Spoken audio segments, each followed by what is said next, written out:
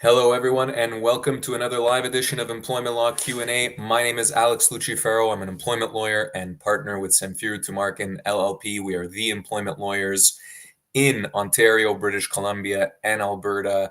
And this is our live stream, another edition of our live Q&A. We are here to take any and all questions related to your employment. If you're dealing with a difficult situation at work, maybe you've been let go from your job and you've been offered some sort of severance package. Maybe you haven't been offered any severance at all. Maybe there was an incident that led to your termination and you haven't been offered anything. Or maybe you're just dealing with a difficult situation at work. Maybe you feel your boss is mistreating you, or your employer is asking you to accept certain changes to your employment that you don't feel comfortable changing.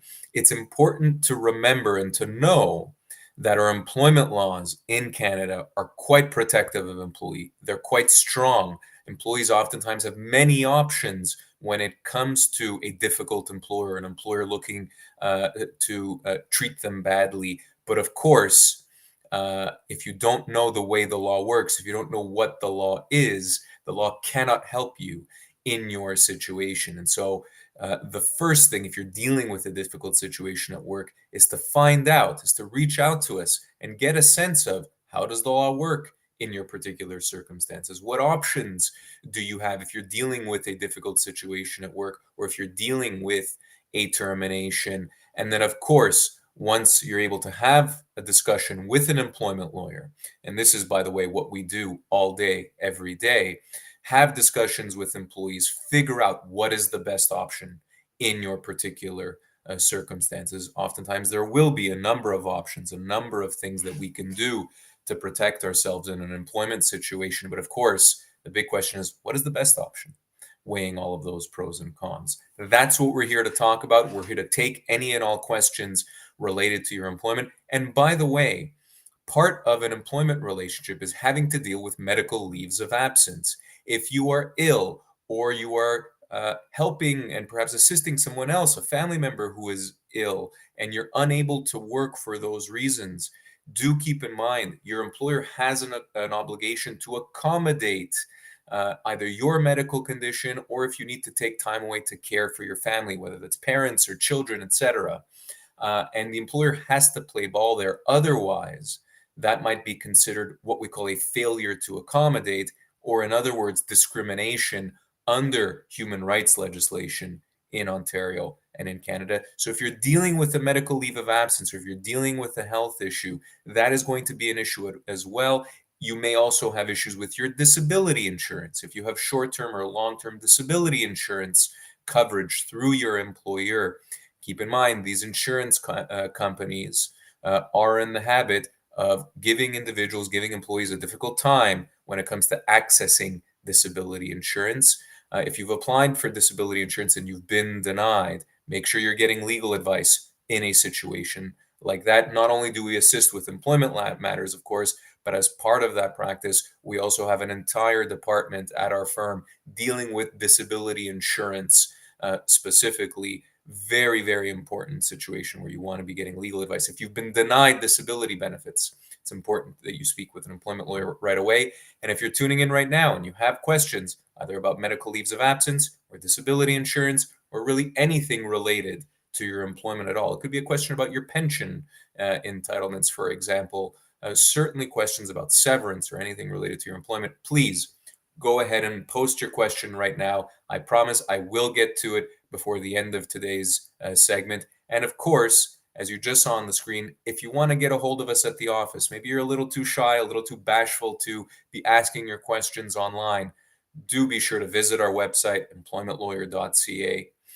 It should be your primary resource if you're looking to get a sense of where you find yourself in terms of your employment situation or your workplace problem. We've got a ton of articles, a ton of employment law basics, and as well tons of videos and news clippings and blog articles dealing with every single employment issue under the sun. If you want to email us as well, you saw the email address on the screen a couple of minutes ago, but I'll remind you, our email address is help@employmentlawyer.ca. Do not be shy to email us there. There's no financial obligation. Go ahead and send us a brief email. Give us a general description of what your situation is, and I promise someone will get back to you if you email us there. And of course, we appreciate an old school phone call. If you want to give us a call at the office, feel free to reach out to us. We have an entire team of intake people standing by to field phone calls, call people back, give people a sense of whether we can assist them or not. Thank you to those who have already posted your questions. That's great. I see a couple coming in from Kim on YouTube, LQ as well, Linda, and a couple more, H. Dow. Thank you so much for your questions. I am going to first start off with really some breaking news. Actually, there was an article published just this morning, and it's being published across really the country, across Canada, in various different media companies. A story about TELUS and TELUS employees being asked to relocate from their offices in, I believe it's Toronto, somewhere in Ontario, certainly, to Montreal. So TELUS is planning to move a particular department, I think these are call center employees, from Toronto to Montreal, and they've been given a few months' notice of that change happening. And it actually raises a very interesting topic. And it's a topic of what your employer can and cannot do when it comes to changing your employment. So can an employer force you to relocate, change provinces effectively, and relocate from Toronto to Montreal, for example? Or can it even ask you to relocate from one side of the city to another, right, if that's going to increase your travel time? And it raises the more general question of, well, what can your employer change or not change when it comes to your terms of employment? This is an area of employment law that we call constructive dismissals. A constructive dismissal is when an employer tries to make a major change to the terms of your employment. A major change can be something like a change to your pay or a change to your position. In other words, it might be a demotion. It could be a change to your work schedule, as another example. If you've been working days with your employer for your entire career and they ask you to work nights, that can be what we call a constructive dismissal. And quite obviously, it can also be a relocation. If your employer is asking you to change offices, and that change is going to be a significant one, we're not talking about changing offices, 5 minutes further down the street, or to even 10 minutes further down the street, but a significant change that's going to either move you out of the city that you are in or the area that you are in, or dramatically extend your travel time, that is going to be a constructive dismissal. A constructive dismissal is basically a breach of contract situation. By trying to force such a major change on you as an employee, your employer is basically breaking the terms of employment that exist at the time. And by the way, these don't have to be written terms of employment. So when I say breach of contract, the contract doesn't necessarily have to be in writing. If you, sign a very basic offer letter with an employer when you first start employment there, and you've been with the company for 2 or 3 or 5 or 10 years, a lot of your terms of employment are what we call implied, meaning you have terms of employment that have basically just been the daily terms that you've accepted as you've moved through your career with that particular company. A lot of these terms won't be in writing. For example, your schedule, right? Or for example, any pay increases that you received over the years, or bonuses or bonus structures that you receive over a year. There might not be anything necessarily written in stone about that, but that's creating a pattern and certain amount of expectations and obligations on the part of an employer and an employee. And those are kind of the rules at the game at any given time. Now, when your employer does a 180 and says, well, no, I'm not following these rules anymore, we're changing them completely, right? And we're going to, for example, relocate you across a province or to a different province.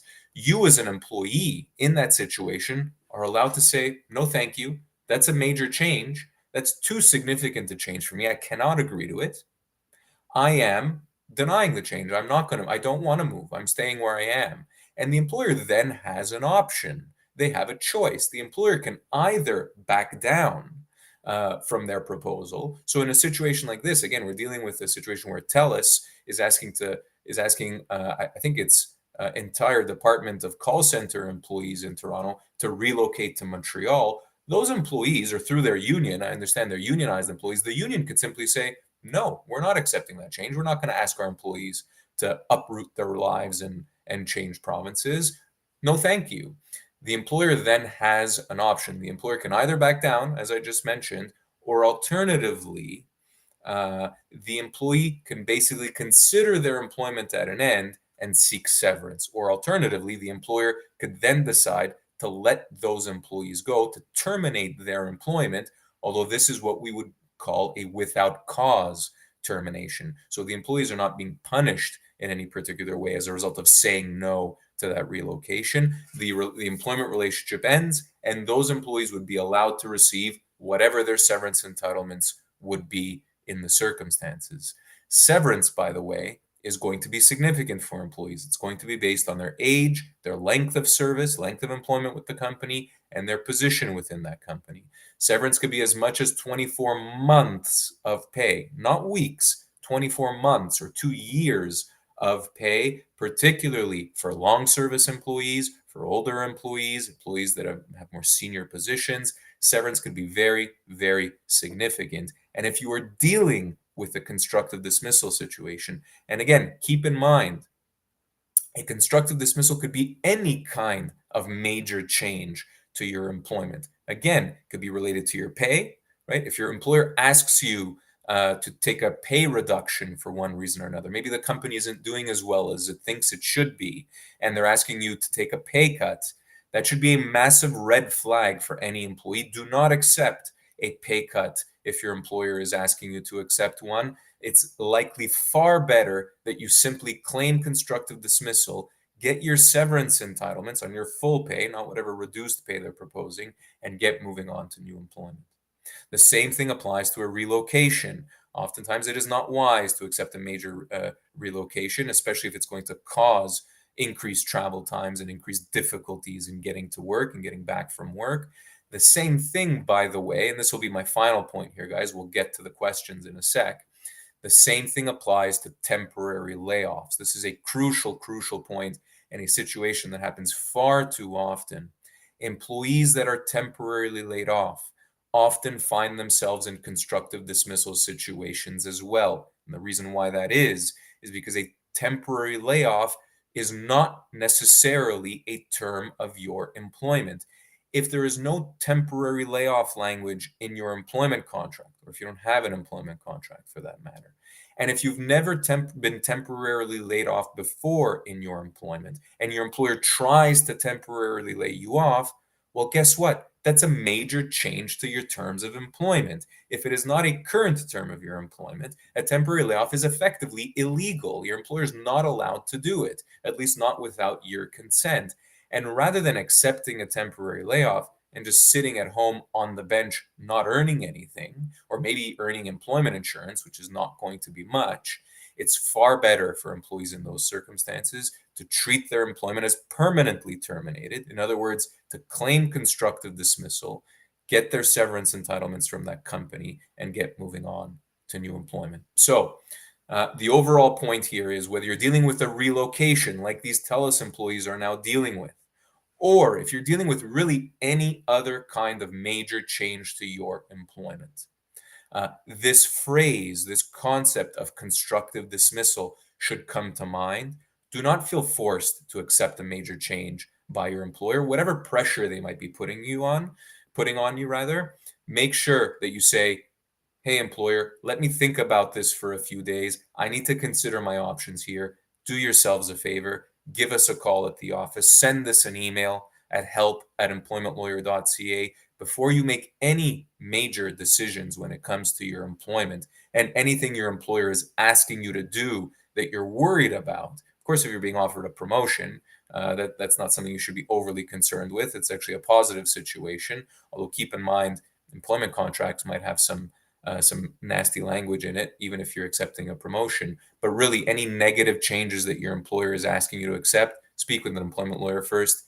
email us, contact us at the office. It is crucial, crucial, crucial that you speak with an employment lawyer before you accept any changes to your employment terms whatsoever. And that applies, by the way, specifically to non-unionized employees. So private sector employees that aren't part of a union. If you are a unionized employee, it is crucial. These situations could happen to you, by the way. And I understand that these TELUS employees are indeed unionized.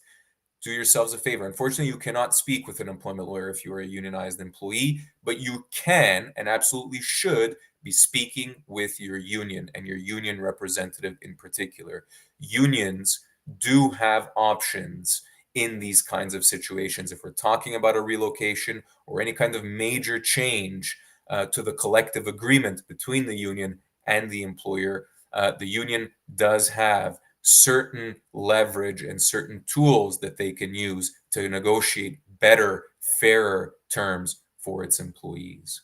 And so, really, regardless of your employment status, whether you're unionized or non-unionized, if you're dealing with a major change in your terms of employment, speak to your union if you're unionized, speak to an employment lawyer if you're non-unionized. Hopefully that helps some of you out there. Again, this is breaking news. We've already been contacted by some TELUS employees that are being affected by this relocation from Toronto to Montreal. Any employees, of course, that we can assist that are non-unionized and can speak with an employment lawyer, we will be speaking with and assisting if need be. All right, guys. For those of you just tuning in, by the way, my name is Alex Lucifero. I'm an employment lawyer and partner with Samfiru Tumarkin, LLP. We are the employment lawyers in Ontario, in British Columbia, and in Alberta. If you're in any one of those provinces, you're dealing with an employment situation, or dealing with a disability insurance matter, or really anything related to your employment, and you have questions and you want to know what your options are and what your rights are as an employee, please feel free to reach out to us. Feel free to post your question right now. This is a live Q&A. And also feel free to contact us at the office. As I've already mentioned, we have an entire team of intake people standing by to field questions, field calls, put us in touch, and happy to assist really in any way we can. It's what we do all day, every day. We help people resolve their workplace situations. All of that said, and without further ado, let's get to the questions, folks. This is where lots of you can learn from others' experience and the questions that they have about their employment situations. Again, if you're tuning in right now, go ahead and post a question. Really, whatever you're curious about, as long as it's employment related. You don't have to tell me any specific or confidential details. Don't give me your employer's name. Just ask a very general question, and I promise I'll get to it in the next 10 to 15 minutes. All right. First question is from Kim on YouTube. Kim asks, if an employee has been detained by police, yikes, is an employer allowed to request more information about this? Can criminal activity outside of the workplace be grounds for a for-cause termination? Kim, excellent question. Not a situation that we deal with often, but a very, very delicate situation, and one that, as you rightly ask, requires some very careful consideration in terms of the way the law works. To maybe answer your question straightforwardly, Kim, criminal charges and even criminal activity, and by the way, there's a difference between being charged criminally, of course, and being found guilty of a criminal offense. Oftentimes, criminal matters take quite some time to go through the courts. And so if you're dealing with an employee, Kim, that has just been charged with a crime or a criminal activity, well, keep in mind, these are just allegations at the moment. These charges aren't necessarily proven in a court of law. And for that reason, Kim, in an employment setting, you need to be very careful about what you do. Terminating an employee who has been charged with a criminal offense may very well not be a for-cause termination. If you decide to terminate that employee, you may still end up owing them severance. And in fact, there have been several cases in Ontario to that effect, where criminal charges were not enough to establish a for-cause termination, and those employees were still owed severance. For those of you not really sure what a for-cause termination is, being terminated for cause basically means being terminated without any severance or without any notice of your termination. A for-cause termination is typically reserved for very bad behavior, kind of the worst of the worst offenses that we can think of in an employment law setting. And so, certainly physical violence, stealing from your employer, fraud, repeated misconduct, and I'm talking about several instances of misconduct where the employee has been warned and disciplined prior to. All of that could lead to a for-cause termination.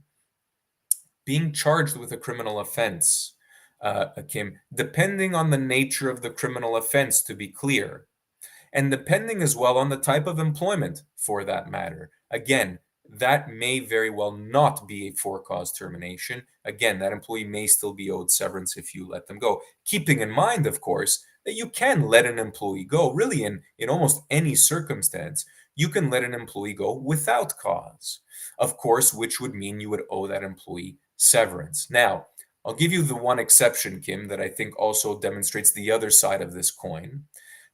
Let's think, for example, of an employee who works at a bank, right? Whether that's a kind of customer-facing position or in a financial advisor position, and that employee has then been charged with some sort of criminal offense related to financial matters, whether that's fraud, etc. In a situation like that, Kim, I would actually say there may very well be grounds for termination there, or at the very least, an employer may have an obligation to suspend that employee and investigate further into the allegations. Because, of course, if you're dealing with a criminal offense, we could say the same thing, for example, of an employee, of someone who's been charged with a criminal offense related to children who works in a daycare in a childcare setting. When the criminal offense and the workplace and the particular industry that the employee is in, when they relate and relate quite directly, the employer may very well have the obligation at that point in time to, again, either temporarily suspend that employee or consider their employment at an end. There may be too much risk there for the employer to reasonably take on. Kim, if you or your employer are dealing with a situation and an employee like this, crucial before you do anything with this employee. And this applies, by the way, to all employers dealing with employees, all HR professionals, if they're tuning in, dealing with employees, before making a rash decision, before simply assuming or guessing what you may or may not be able to do in a particular employee situation. Do yourselves a favor, do your employer, do the company a favor. If you own a company as well, a business as well, by the way, I mean, making the wrong move with an employee can cost you tens of thousands of dollars, if not sometimes hundreds of thousands of dollars, if you're in a particularly difficult situation, or if you're dealing with a long service employee. We could be looking at six-figure legal obligations here to these employees. Do yourselves a favor, speak with an employment lawyer, make sure you're getting proper legal advice for the particular area of law that you're in. And of course, when dealing with employees, that is employment law. Do not speak to a corporate lawyer about your employment situations. They might have some limited experience with employees, but not the detailed knowledge that employment lawyers will have. Kim, great question to start off the Q&A. That was excellent. Next in line is LQ on YouTube. Thanks for your question, LQ. They ask, in BC, my employment contract says I have to give 4 weeks notice if I resign. Is this legal? Can they take legal recourse if I only give 2 weeks of notice? Excellent question, LQ. We're talking about notice of resignation here. So this is not a termination by an employer. This is when an employee decides, and oftentimes for good reason, they've accepted a job offer elsewhere, they've got a promotion elsewhere, they're getting a pay increase elsewhere, a situation where you've got to give notice that you're resigning, that you're quitting. And oftentimes, especially nowadays, most employers in their employment contracts will have some sort of period of time that you've got to give as notice of your resignation. LQ, I'll be straightforward, as I was with Kim with my answer. If your contract says you've got to provide 4 weeks notice of your resignation, well, guess what? I would provide the 4 weeks notice. You want to honor your contractual obligations, even as an employee, just as you would want the employer to honor their contractual obligations as well. It works both ways. there have actually been cases, LQ, where employers have pursued employees for not providing enough notice of resignation. So it is possible that they can pursue you. It's not likely, I would say, to be clear, but it is possible if you don't honor the terms of the contract that your employer can pursue you and take legal recourse against you for not providing enough notice of resignation. And again, there is a law that establishes that. Now, that said, LQ, let's be practical about this. I would give my employer as much notice as possible. If you could give the 4 weeks, give the 4 weeks, and then have a conversation with them. A lot of these things could easily be resolved with communication and with a conversation, particularly if there's a positive relationship there. If you get along, even just decently, with your employer, sit them down and say, listen, I'm giving my 4 weeks notice, but ideally I'd like to be able to leave in 2 weeks time. Is that something that we can make happen? A lot of employers will play ball. A lot of employers don't really want employees hanging around that have given their resignation notice. They wouldn't mind that employee leaving a little sooner, but don't take that for granted. Don't assume that that's the case. Have that conversation first with your employer. You'd be surprised how often employers will play ball and say, sure, we'll take the 4 weeks of notice, but if you want to, if you want your last day of works to be 2 weeks from now, that's fine with us as well. All right, next up is Linda. Linda asks, I've applied for CPP per insurer's suggestion. This is a disability insurance question. Great to have one. Thanks for the question, Linda. She's asking about her Canada pension plan. It might be disability benefits, it might be normal pension entitlements, and it will often happen that disability insurance companies will ask individuals who are receiving disability benefits to apply for CPP or Canada Pension Plan disability benefits. And Linda asks, I received a retroactive payment, but my insurer is saying that I owe them the money issued by CPP. Is this correct? It can possibly be correct, Linda. It is again a very good question, and I thank you for it, but a difficult one because it is unfortunately the case that you cannot effectively double receive both CPP disability benefits and disability insurance benefits from an insurance company for the same time period. Your insurance company has the right to offset those amounts. So, for example, if you are receiving $2,000 a month as disability insurance from the insurance company, but you will now be receiving $1,000 a month from CPP, well, unfortunately, the insurance company will then be allowed to say, well, I'm no longer paying you two a month. I'm now only paying you one a month. And you end up still receiving the same $2,000, half from CPP and half from the insurance company. You're really no better off. And again, I hate to say it, I say it begrudgingly, that is legal. That is the way the law works in insurance companies. At least almost every single policy we've ever seen does allow insurance companies to take those CPP benefits effectively as a deduction from what they owe you. So that does sound all above board, Linda. That said, please, I would not want you to take this information as formal legal advice. If you're not sure if what the insurance company is doing is legal or proper, do please feel free to contact us at the office. We'd be happy to review these documents with you and tell you whether or not this is being done appropriately. But yes, there is some logic to what the insurance company is saying there. All right, guys, a couple of minutes left, and so we will do a bit of a rapid fire end to today's sessions. Thank you all so much for those of you that have posted your questions. Next up is H Dow on YouTube, and they ask, can an employer search your phone or request to see phones to review private messages between coworkers? That's an excellent question, H Dow. It would have to somehow be relevant, and I would say quite relevant to whatever issue they are investigating. So if, for example, an employer is performing a workplace investigation and the communications between coworkers, now we're talking only, I don't think an employer would have any right, to be clear, to look at messages between you and unrelated entities, you and your family or other contacts or friends or whomever else you might be in contact or messaging with. But if it has to do with coworkers, HDAO, then I think there might be some degree of connection there. Listen, particularly if it is a work phone, right, and it's the employer that supplied the phone, then it's effectively their property, and they would have the right to see that information. If it's a private phone, right? If this is your own phone, I think it gets a little trickier there. I mean, obviously that is your property. Technically, they have no right to confiscate or to review your property or to have a look at your property without your consent. But again, my concern, HDAO, is that if this is related to a workplace issue, and if these are messages between employees, between coworkers, an employer may very well be allowed to access those messages. Listen, it may be as simple as maybe just printing those messages and giving them a paper copy rather than giving the phone itself. There should be a solution there without actually giving up what is ultimately your property.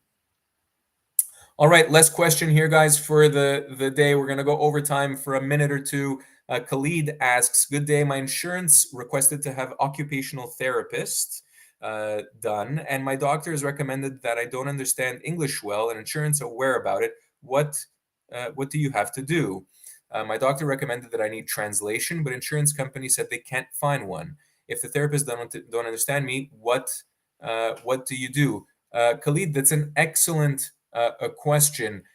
If there is no occupational therapist, for example, that speaks your particular language, I actually think this is a very straightforward and simple answer. You need any kind of translator there. It could be a friend, it could be a family member, someone there to help you out. It could be a coworker for that matter. Just really someone there that is going to be able to help you communicate with the occupational therapist, relay what you have to say and your issues and your concerns, and also then translate what the occupational therapist is telling you. I think that's the very straightforward answer. You don't need a formal translator and to pay money out of pocket for a situation like that. You need a friend or a family member there to help you, go through that process. And I think that would be worth your while. And I think, quite frankly, the insurance company would have no issues with that, nor would your doctor. Interesting question. Thanks so much. All right, everyone. Thank you all for joining us today. Tune into our next live stream. We host these almost every day, if not every day. Until then, have yourselves a great rest of the day and a great rest of the week. Take care, everyone, and so long.